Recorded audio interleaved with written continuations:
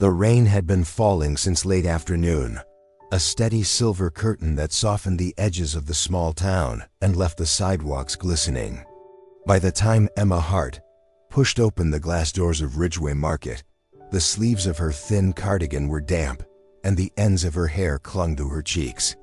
She exhaled slowly, shifting her tote bag higher on her shoulder, already calculating the total of what she needed to buy tonight. Something warm, something cheap, something Lily without asking if they could save the rest for tomorrow. The soft hum of fluorescent lights greeted her, mixed with the faint scent of floor cleaner and overly sweet bakery items. She wheeled a red plastic cart down the first aisle, rubbing the ache in her wrist from wiping tables during her shift. The day had been long, like most, but she kept repeating the same quiet promise she made every morning. Just get through today. She reached for a box of discounted pasta when movement a few feet away caught her eye. A boy maybe 12 stood with his back partially turned. Hood up though it was dripping water, sleeves soaked to the elbows. He kept glancing over his shoulder, not the way bored kids do, but with a sharp, frantic alertness that tightened something in Emma's chest. His fingers hovered near a protein bar display, trembling.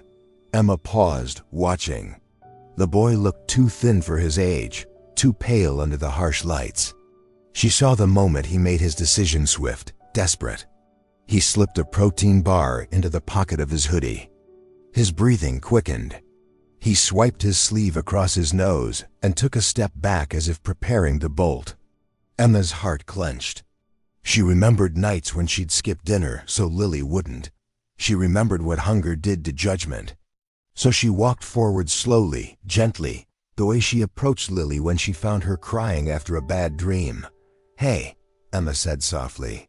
The boy startled, shoulders jerking. He turned toward her, eyes wide, bracing for yelling. She didn't yell. Instead, she lowered herself until she was eye level with him, her hands resting palms down on the cart handle so he could see they were steady and empty. "Congoy and MCC, nay?" she asked quietly, voice barely above the hum of the lights. "Are you really this hungry?" The boy blinked hard. His lips trembled. I'm fine." He tried to turn away.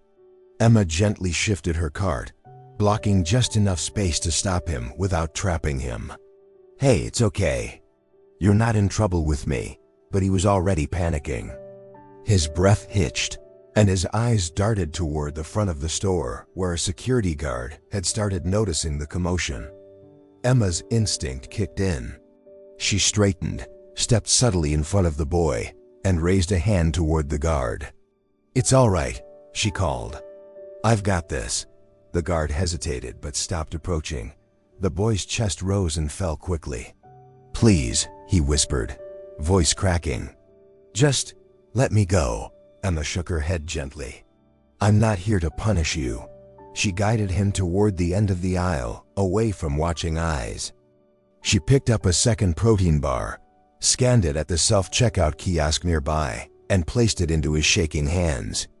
"This is yours," she said. "I'll pay for the other one too. You don't have to steal to eat." The boy looked down at the wrapper as if it were something fragile. His face crumpled, and suddenly he was crying quiet, contained, as if trying not to draw attention. Emma didn't touch him, but she stayed close enough that he knew she wasn't leaving. Once the machine beeped and confirmed payment, she placed both bars into his palms. "You're safe," she murmured. But the boy didn't look relieved. Instead, fear flooded his expression, sharper than before. His voice dropped to a desperate whisper, almost inaudible over the rain tapping against the large windows. They're going to call my dad," he said. "You don't understand. I can't let him know." "I can't." Emma froze, the weight of his terror settling into her bones. This wasn't fear of punishment. This was something deeper. Before she could ask more, he swallowed hard and repeated, shaking now, "Please. He can't know. My father, he's a judge." The rain was louder now, a steady drumming against the glass doors as Emma guided the boy outside, one gentle hand hovering near his shoulder without touching. The air had cooled, carrying that earthy scent that always came after a long day of drizzle. Just beyond the entrance, beneath a narrow concrete overhang, was a row of metal benches where tired shoppers paused to catch their breath. Emma led him to the closest one. "Sit here," she said softly. "You're soaked." The boy obeyed with surprising politeness, though his eyes stayed guarded, as if expecting a trap. He folded his hands in his lap, trying to appear smaller than he already was. His wet sneakers left faint prints on the concrete. Emma dropped her tote bag beside her and sat down, leaving a respectful distance between them. She didn't speak right away. She knew sometimes silence was the only way a frightened child could breathe. After a long moment, she asked gently, "What's your name?" He hesitated, then whispered, "Noah." Emma smiled. "That's a good name." "I'm Emma." Noah nodded politely, eyes fixed on the rain pooling on the sidewalk. She reached into her tote bag, rustling through receipts and a folded coloring book Lily had insisted she keep, just in case Mommy gets bored. Finally, she pulled out a small zip bag of the animal-shaped cookies Lily loved, the ones Emma bought only when they were on sale. She offered it to Noah. "Here," she said. "My daughter likes these. They're a little silly, but they help on tough days." Noah stared at the bag as if it were something he didn't deserve to touch. "I can't," he murmured. I didn't earn anything." Emma shook her head. "You don't have to earn food. Goy kang fi li siye kan. Being hungry isn't a crime, Noah. It's just being human." Something in him cracked at that. He accepted the bag with shaking hands, looking at it instead of her, as if afraid eye contact might break whatever kindness she was offering. When he finally spoke, his voice was small. "My dad, he works all the time. He's really strict. I'm supposed to follow rules, be responsible. He thinks I eat lunch at school." He paused. "But I don't, not always." Emma felt the weight of those words settle deeply. She imagined a boy sitting alone at a cafeteria table, pushing around food he didn't have. She imagined him going home to a silent house, no one noticing an empty stomach. "Does he know?" she asked gently. Noah shook his head quickly. He wouldn't understand. "He says people get in trouble because they make bad choices. And stealing is the worst one." A raindrop slipped from his hood onto his cheek. He wiped it away before she could tell if it was water or a tear. The rain suddenly came down harder, splashing against the pavement in chaotic rhythms. Instinctively, Emma opened the small umbrella she kept in her bag for Lily. She leaned it slightly so the fabric covered both of them, their shoulders nearly touching. The motion made Noah flinch at first, but when he realized what she was doing, shielding him, his breathing eased. Under the muted drum of rain on fabric, something softened in the air between them. For a few quiet minutes, Emma simply sat with him. No judgment, no threats, no raised voices. Just a tired single mom and a scared boy sharing a circle of warmth in the middle of a cold, wet evening. Noah finally whispered, "No one ever looks at me like you do." Emma blinked, surprised. "Like how?" His voice cracked. "Like I'm not a problem." She swallowed gently, touched more than she expected. She didn't reach out to hug him. She sensed he wasn't ready for that. But she shifted the umbrella a little closer, shielding him more than herself. When Noah finally stood to leave, he hesitated. His small hand tightened around the cookie bag. "Sho ji si zim din chen jung si," he whispered. "I wish my mom was like you." The words hit Emma in a place she didn't show anyone, the part always wondering whether she was enough for Lily. She exhaled softly, letting the moment settle. Noah pulled up his hood and walked into the rain, becoming smaller with each step.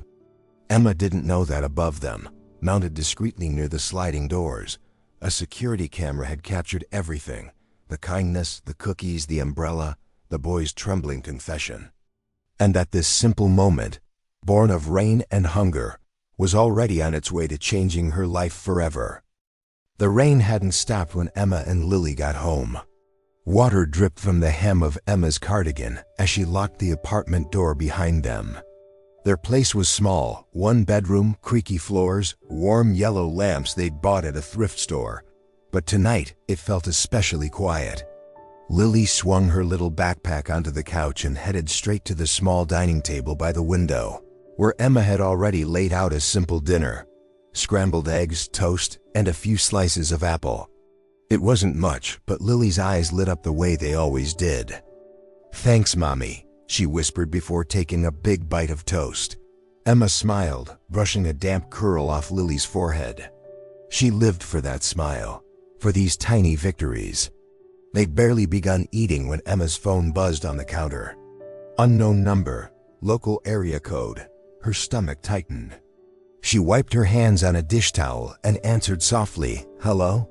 A pause, then a male voice, deep, clear, authoritative, filled her ear. "Is this Emma Hart?" Emma froze. She glanced at Lily, who was humming quietly between bites. "Yes, who's calling?" The voice continued, slow and deliberate. "You are the woman who intervened during the incident with my son today?" Her pulse spiked. His son? A dozen possibilities flashed through her mind. The store manager, the police, a complaint. I'm sorry, sir," she stammered. "If there was a misunderstanding, I can explain. I didn't mean to cause trouble. Ms. Hart," he interrupted gently, yet firmly. "This is Judge Alexander Reed." The world seemed to narrow into a pinpoint. Emma had heard that name on the local news. A well-known Superior Court judge. Stern, unshakable, a man whose decisions shaped lives. And he was Noah's father. Emma felt the blood drain from her face. "I'm sorry," she whispered again, unsure of what she was apologizing for. She expected anger, accusation, a lecture about interfering with other people's children. Instead, the judge exhaled, the sound unexpectedly human. "The store's security team contacted me," he said. "They forwarded the video." Emma's heart pounded. She could picture it, the bench, the umbrella, Noah's shaking hands accepting the cookies. Everything. "Sir, if it looked inappropriate at all." "It didn't," he said immediately. "It looked compassionate." The word hung in the air as if he wasn't used to saying it. Emma's breath shook. She leaned against the counter for support, eyes drifting to the rain streaking down the window behind Lily. "I only did what anyone would do," she whispered. The judge paused, and she could hear faint background noises, a ticking clock, the distant creak of a chair. "Most people," he said quietly, "would have handed him over to security." His voice sharpened slightly, not in anger but in self-reproach. "Why didn't you?" Emma hesitated, unsure how much to share. But something in his tone, something brittle beneath the authority, made her speak honestly. "Because I've been where he is," she said. "Scared, hungry, trying to act older than I was because life didn't give me much choice." She swallowed. "I know what desperate looks like. And Noah, he didn't need punishment. He needed a moment of safety." Silence followed. Heavy, stretching, not judgmental, reflective. Lily tugged on her sleeve. "Mommy, can I have more apple?" Emma smiled weakly and handed her another slice while keeping the phone pressed to her ear. Finally, the judge spoke again, but the rigid authority from earlier had faded. "Miss Hart," he said softly, "you protected my son today." Emma blinked, her throat tightened. "I just tried to be kind." "No," he said, voice thickening around the edges. "You did more than that." Something in him shifted, a fracture she could suddenly feel through the phone. "You helped him in a way that He stopped, breath catching as though he'd exposed too much. When he continued, his voice was lower, almost breaking. "You helped my son more than I have. More than I've allowed myself to." Emma stood completely still. The kitchen clock ticked. Lily hummed, rain tapped.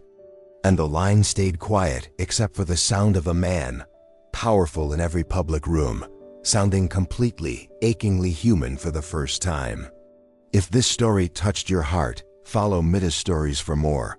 The next afternoon unfolded quietly, the kind of gray Sunday where the sky hung low and the world moved a little slower. Emma had just finished folding laundry when her phone buzzed again, this time with a polite text from a number she now recognized. "Judge Alexander Reed, may I meet you briefly today? I owe you more than a phone call, just a thank you. Nothing formal." Emma stared at the message for a long moment. A judge wanting to meet her. She glanced toward Lily coloring at the small kitchen table, her legs swinging freely. A thank you meeting felt harmless enough, and there was a gentleness beneath his words that didn't match the intimidating reputation she knew from the news. She agreed. They met at a small cafe tucked between a bookstore and a florist, a place lit with warm amber bulbs and soft jazz humming from unseen speakers. The windows fogged lightly from the warmth inside, blurring the gray streets beyond. Emma arrived first and chose a table near the back. Her nerves fluttered relentlessly. She smoothed her blouse, adjusted her hair, glanced repeatedly at the entrance. When the door finally opened and Alexander Reed stepped inside, Emma felt her breath catch in surprise.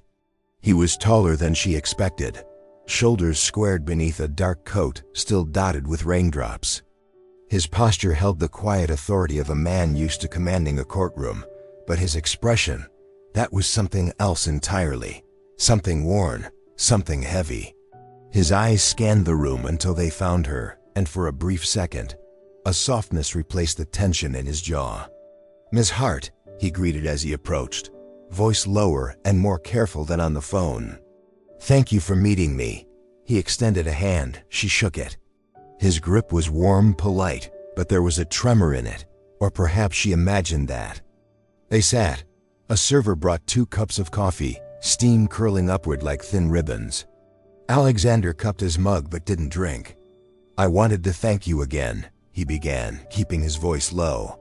"I've watched the video more times than I care to admit." Emma shifted uncomfortably. "You don't need to." "I do," he interrupted gently. "You showed kindness to Noah in a moment when he needed it most. And I haven't been doing that." The confession came out rough, as if scraped from a place he rarely let anyone see. Emma watched him carefully. Beneath the crisp shirt and the polished exterior was a man carrying something far heavier than his title. "Noah mentioned his mother last night," Emma said softly. "He seemed wounded." The judge's jaw tensed. He looked down at his hands, tracing the edge of his mug. "My wife passed away 3 years ago," he said quietly. "Cancer, quick, unforgiving." Emma inhaled sharply. "I'm so sorry." He nodded once, not meeting her eyes. "I didn't handle it well. I buried myself in cases, hearings, rulings. Working felt easier then. Facing what was left at home." He paused. "Easier than facing my son." A beat of silence passed. Outside, the rain tapped against the window in slow, uneven rhythms. "Kids at school used to call him the judge's boy," Alexander continued. "They teased him for having a father too strict to show up to events, too serious to laugh, too busy to care." His voice wavered, just slightly. "He stopped telling me things. I stopped noticing." Emma's chest tightened. She remembered Noah's trembling hands, the way he'd said, "I wish my mom was like you." The judge exhaled shakily. "Last night, after the call, Noah refused dinner. Completely shut down." He swallowed. Finally he said, "I'll eat if you meet the lady from the store." Emma froze. The words entered her slowly, like cold water creeping under a door. "He said that?" Alexander nodded. "He sees something in you I haven't been able to give him." Emma didn't know what to say. She felt flattered, guilty, sad, and something else she couldn't name, something fragile. Their conversation softened after that, drifting between stories of parenting struggles, small fears, quiet hopes. For the first time, the powerful judge looked less like an institution and more like a man trying desperately not to fail the only family he had left.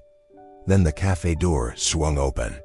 Emma looked up, and there he was, Noah, soaked from the drizzle, backpack bouncing behind him as he ran straight across the cafe floor.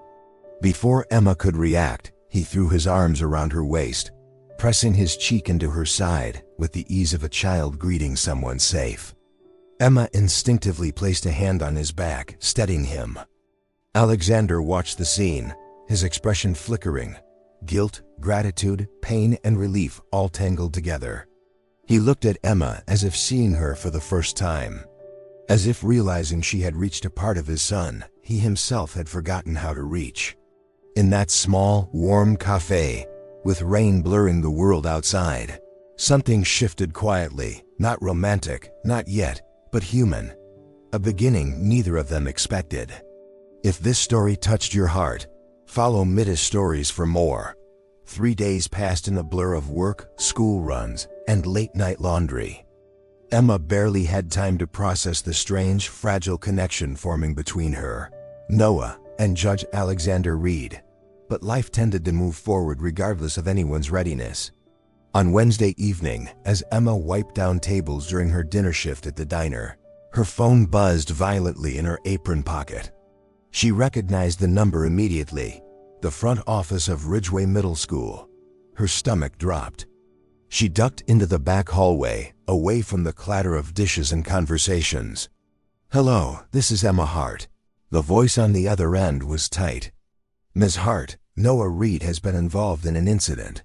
He's been asking for you." Emma froze. "Is he hurt?" "He's shaken. A few bruises. Could you come?" She didn't even wait for her manager's approval. She grabbed her coat and ran into the crisp evening air, the setting sun casting long orange streaks across the pavement. Her breath puffed in small clouds as she sprinted toward the bus stop, heart pounding the entire ride to the school. By the time she pushed through the main office doors, the fluorescent lighting felt harsh, almost accusatory. The receptionist pointed her toward the nurse's office. Inside, Noah sat on a small cot, elbows on his knees, head down. His knuckles were scraped, one cheek pink from swelling. When he looked up and saw Emma, relief washed over his face so instantly and intensely that her chest tightened.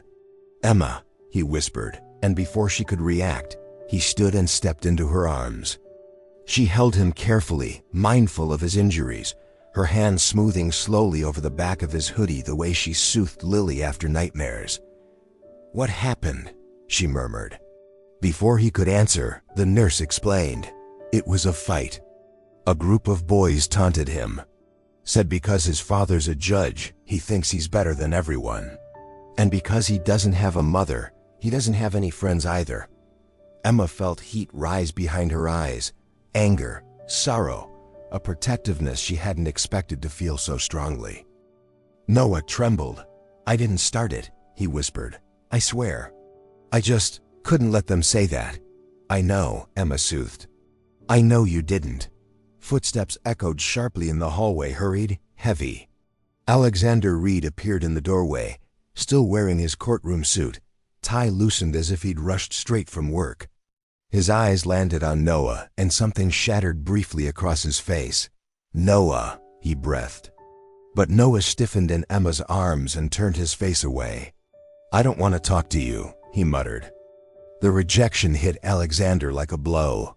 He stood frozen for several seconds, his breath uneven, guilt carving deep lines along his brow. Emma gently released Noah, stepping toward Alexander before emotions erupted. "He's upset," she said quietly. "He needs space." Alexander shook his head, voice barely controlled. "Space? Emma, he was in a fight. He's hurt. I should have been here first, not you. But I was here first," she replied, keeping her tone calm, though her heart raced. "Because he asked for me. Because he's scared." "Of me?" Alexander's voice cracked. "He's afraid of his own father?" Noah flinched on the cot. Emma swallowed hard.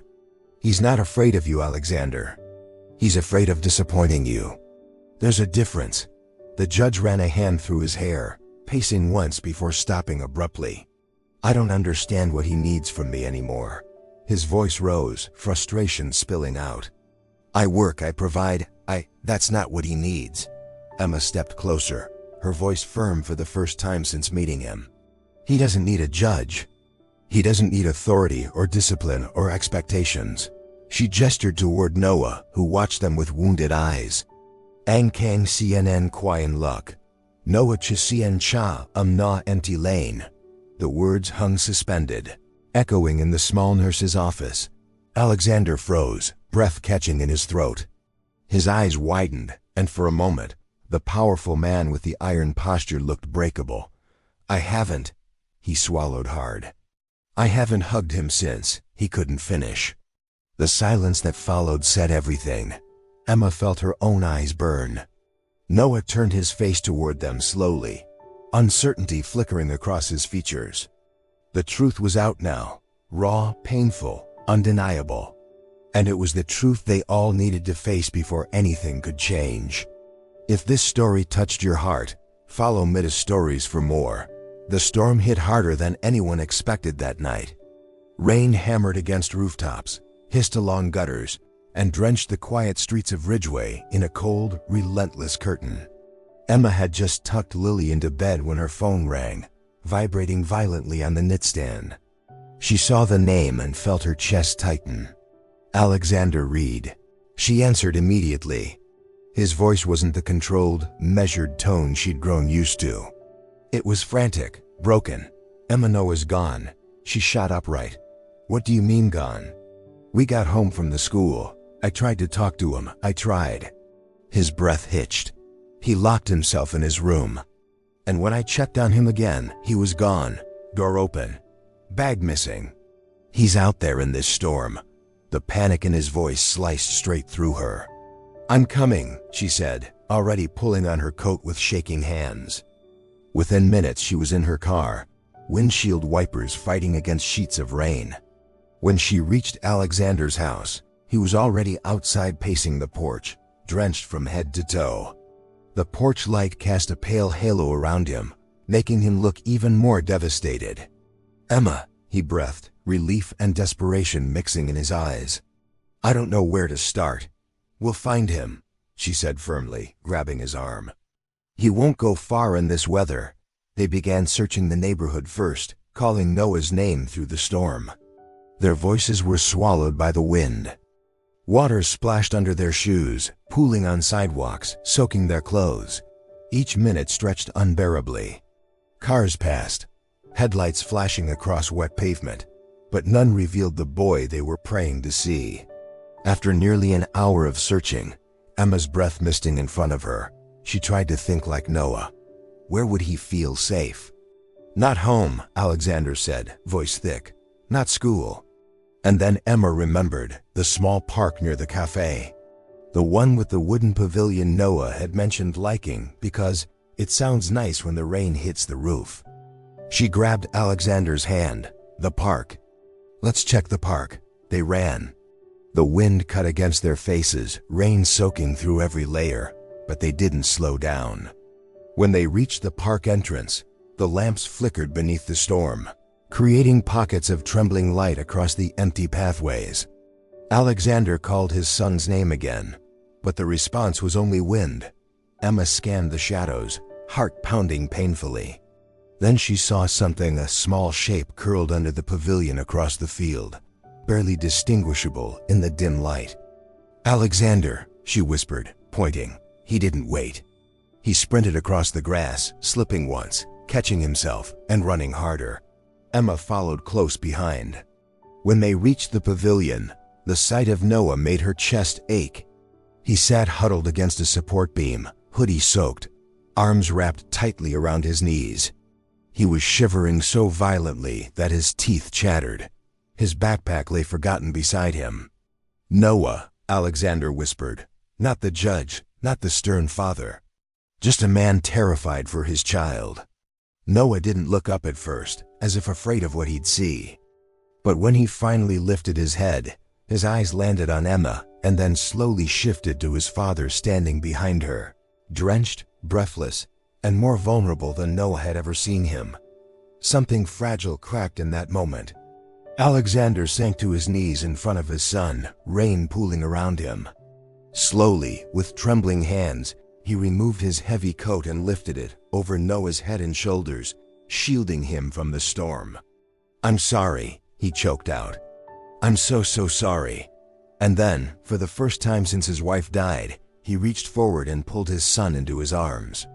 Noah stiffened, startled, but the warmth of his father's embrace, raw, desperate, real, broke whatever wall he'd been holding up. Noah's sobs came fast, shaking his whole body. "I thought you didn't want me," he cried. Alexander held him tighter, pressing his cheek against Noah's wet hair. "I always want you. I just forgot how to show it." Emma stood a few feet away, rain dripping from her lashes, and a tear slipped down her cheek even as the storm raged. Alexander finally looked up at her, still holding his son, eyes shimmering with gratitude and something deeper. "CGCU Kang Chakan Ti. Ma Kang La Ti," he said softly. Emma swallowed hard, emotion tightening her throat. The three of them walked back through the storm together, Noah wrapped in his father's coat, Emma holding the boy's backpack, Alexander keeping one steady hand on his son's shoulder. For the first time in years, they didn't feel like three separate lives. They felt like the beginning of a family finding its way back to one another. If this story touched your heart, follow Midus Stories for more. A week later, the storm felt like a distant memory. Ridgeway's skies had cleared into a pale blue, touched with winter sunlight that softened every rooftop and window pane. Emma had just finished sweeping the small living room when a knock sounded on her apartment door, gentle, almost hesitant. Lily perked up from the floor where she was coloring.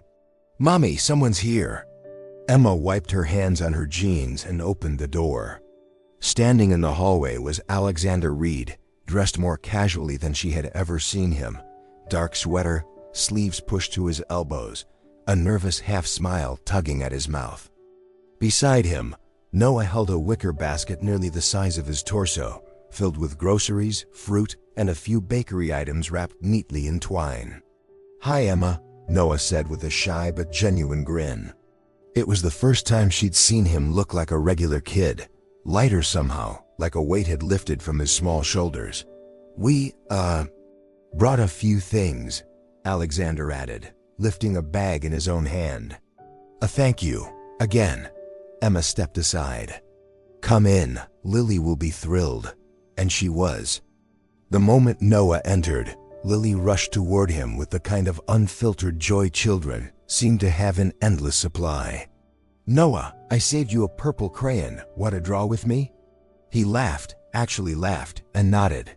Within minutes, the two were sitting cross-legged on the floor, heads bent over a shared drawing pad.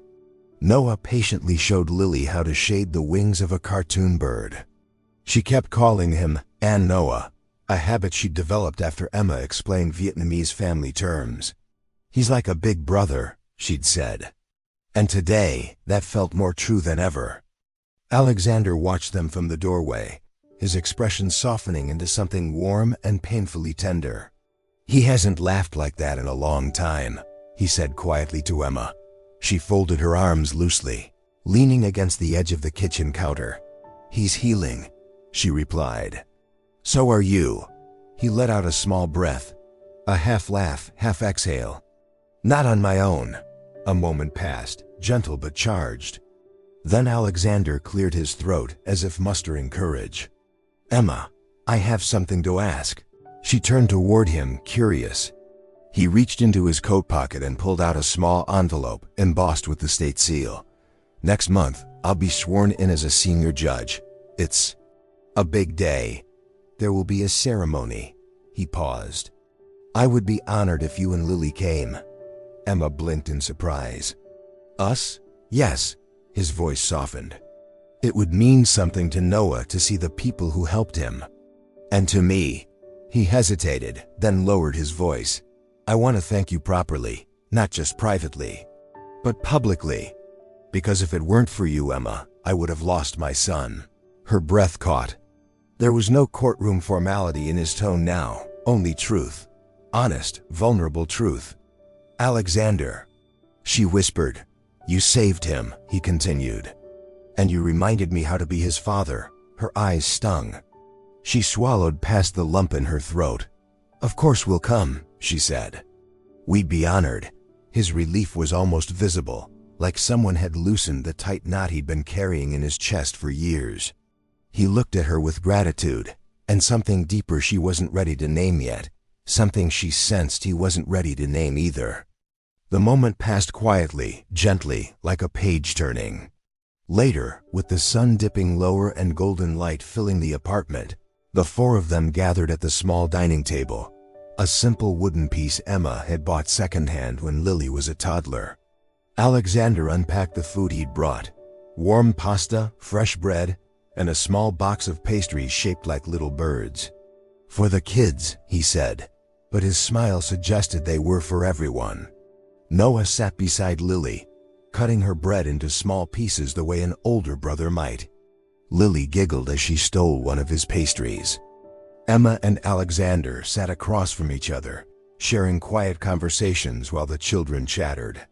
It was simple, ordinary, and yet something in the air, in the way the light softened around them, in the closeness of their chairs, in the warmth of the food they passed from hand to hand, made it feel extraordinary. Like the first fragile outline of a family being drawn, one gentle stroke at a time. Emma looked around the table and felt something she hadn't let herself feel in years: hope. She caught Alexander watching her. He didn't look away. And for the first time, neither did she. If this story touched your heart, follow Midus Stories for more.